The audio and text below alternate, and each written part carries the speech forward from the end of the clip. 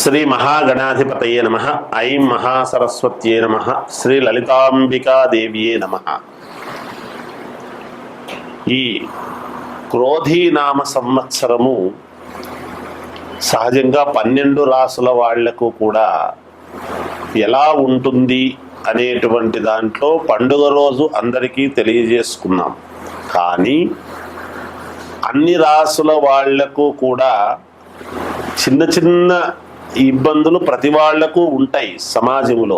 అవి పెద్దగా భూతద్దములో చూసుకొని ఇంకా జీవితంలో ఏదో అయిపోయింది, ఇంకా మాకు ఏమీ జరగదు, మేలు జరగదు, ఇప్పటికే చాలా ఇబ్బందులు పడుతూ వచ్చినాము ఇన్నేళ్ల నుంచి, ఒక్కొక్క రూపాయి ఎత్తిపెట్టుకుంటూ వచ్చి చాలా ఇబ్బందులు పడుతూ ఉన్నాము, లేదా ఒక ఇల్లు కొనాలంటే కొనలేకపోతున్నాము, లేదా ఇంకేదైనా ఒక ఉపకృతి చేసుకోవాలంటే చేసుకోలేకపోతా ఉన్నాము, ఆడపిల్లలు ఉన్నారే పెళ్ళిళ్ళు ఎలా చేయాలి అని, ఉద్యోగం కొడుకు మంచిది వస్తే బాగుంటుందని, ఇలా అనేక రకాల ఆలోచనలతో ఉంటారు ప్రజానీకం.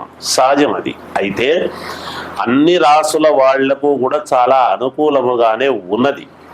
చిన్న చిన్న లోపాలు ఉంటే దాన్ని ఏదో మామూలుగా సర్దిద్దుకోవచ్చు. ప్రతిదీ డబ్బుతోనే సమస్య కాదు. ముందు మానవత్వం అనేటువంటిది చాలా అవసరం సమాజంలో. దాన్ని చూసుకొని ముందుకు వెళ్ళాలి. అందువలన ఇప్పుడు ఈ రాశి ఫలాలు అన్నీ కూడా ఎవరెవరికి ఎలా ఉన్నాయి, ఏ రాశి వాళ్ళకి ఎలా జరగబోతుంది ఈ సంవత్సరం అంతా అనేటువంటి విషయాన్ని మనం ఇప్పుడు తెలుసుకుందాం. జయోస్తు.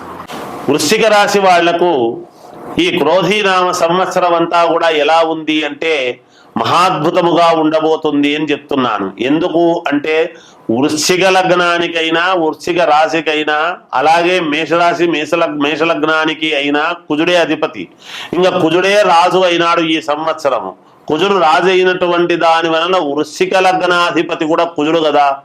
మరి కుజుడు రాజు అయినప్పుడు భూముల వలన కలిసి వచ్చే అవకాశం, స్త్రీల వలన కలిసి వచ్చే అవకాశం, వ్యాపార రంగంలో కలిసి వస్తుంది, వివాహం కావాల్సినటువంటి వాళ్లకు వివాహము, అలాగే భూపరమైనటువంటి భూ క్రయ విక్రయాలలో లాభాలు రావటము, అలాగే కోర్టు పరమైనటువంటి సమస్యలు తీరటము, సంతానము కావాల్సినటువంటి వాళ్లకు సంతానము, వివాహము కావాల్సినటువంటి వాళ్లకు వివాహము, కుజుడు ఇవ్వవలసినటువంటివి రుణాలు తీర్చుకోవటము, పెద్ద పెద్ద రుణాలు చేయటము, వ్యాపారాలు మొదలు పెట్టటము, ఇలా ఒకటేమిటి అనేక రంగాలలో ఉండేటువంటి వాళ్ళందరికీ కూడా మహాద్భుతముగా ఉన్నది. కాబట్టి ఏది ఏమైనా ఒక్కసారి మీరు మీ వ్యక్తిగతమైనటువంటి జాతకాన్ని పరిశీలన చేసుకోండి. మీకు నమ్మకం ఉన్న వాళ్ళ దగ్గర చూపించుకోండి. ఏదైనా చిన్నపాటి లోపాలు ఉంటే సర్దిద్దుకోండి, మేలు జరుగుతుంది. రాజకీయాలలో ఉండేటువంటి వాళ్లకు ముఖ్యంగా పదవి యోగం అనేటువంటిది ఉన్నది కనుక అన్ని రంగాల వాళ్ళు కూడా వ్యక్తిగతమైనటువంటి జాతకాలు చూసుకొని ముందుకు వెళ్ళండి. విజయము మీ వెంటే ఉండి తీరుతుంది గాక. జయోస్తు. వృశ్చిక రాశి వారికి ఈ క్రోధీనామ సంవత్సరం ఉగాది పండుగ నుండి సంవత్సరం అంతా ఎలా ఉంటుంది అనే దాని గురించి ఇప్పుడు మనం తెలుసుకుంటాం. విశాఖ నక్షత్రము 4వ పాదం, అనురాధ నక్షత్రము 4 పాదాలు, జ్యేష్ఠ నక్షత్రము 4 పాదాలు కలిసి వృశ్చిక రాశి. ఆదాయం 8, వ్యయం 14, రాజపూజ్యత 4, అగౌరవము 5. వృశ్చిక రాశి వాళ్లకు కూడా చాలా మహాద్భుతముగా ఉన్నది అని నేను తెలియజేస్తూ ఉన్నాను. ఎందుకు అంటే వృశ్చిక రాశికి మేషరాశికి రెండిటికి అధిపతి కుజుడే.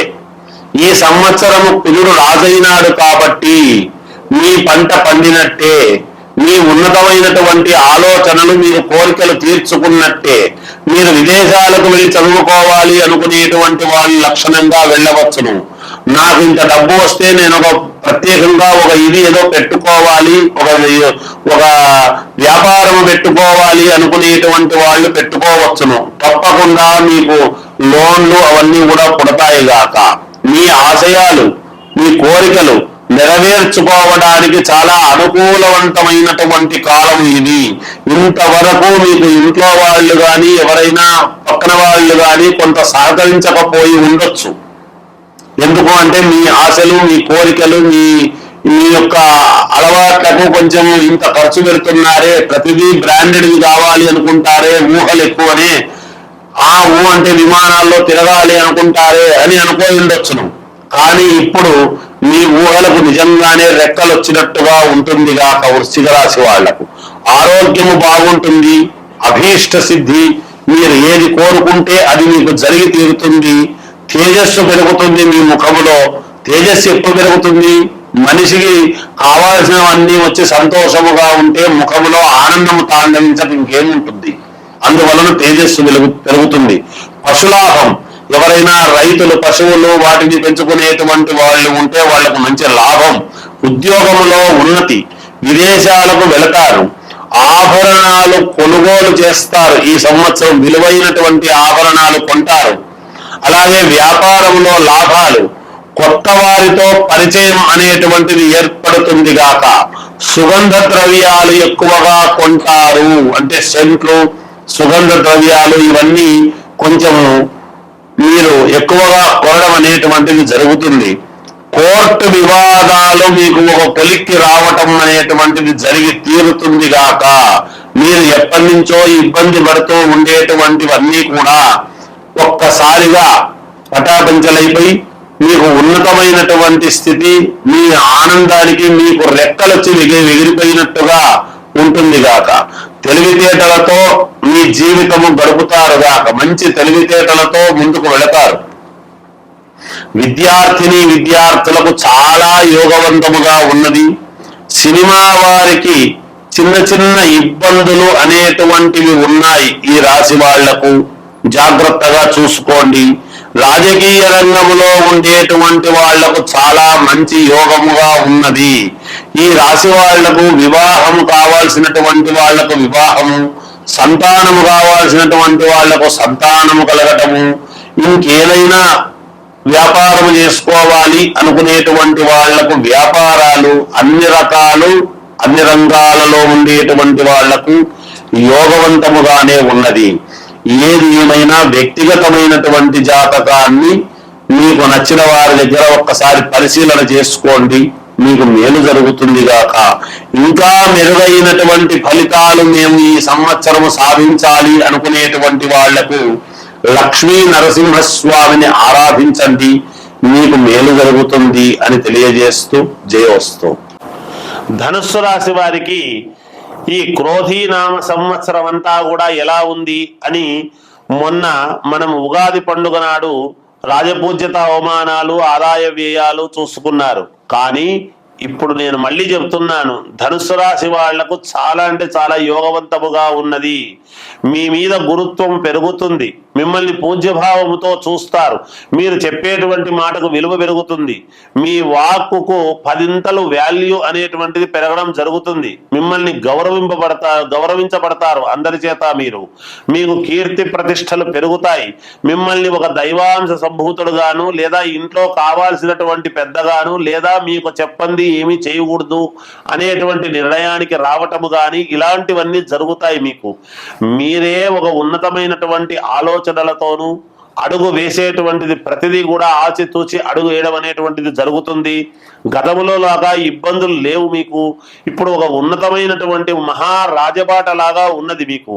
కనుక దాంట్లో వెళుతున్నాము కదా అని ఒక్కసారి మిమ్మల్ని మీరు గతాన్ని తలుచుకొని గతంలో చేసిన తప్పులు ఇప్పుడు చేయకుండా ఉండాలి అనేటువంటి భావనతో ముందుకు వెళతారు. దూరముగా ఉండేటువంటి దూరాలోచనలు మీకు బాగా పనిచేస్తాయి. దగ్గరి ఆలోచన సత్య ఫలితం కాదు.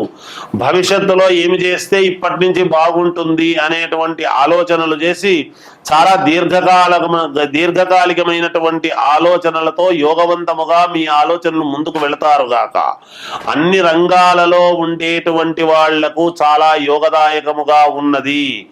ఏ వ్యాపారములోనన్నా ఉండని, ఏ ఉద్యోగములోనన్నా ఉండని, రాజకీయ రంగంలో ఉండని, సినిమా రంగంలో ఉండని, కళారంగంలో ఉండని, ఎక్కడన్నా ఉండని గాక.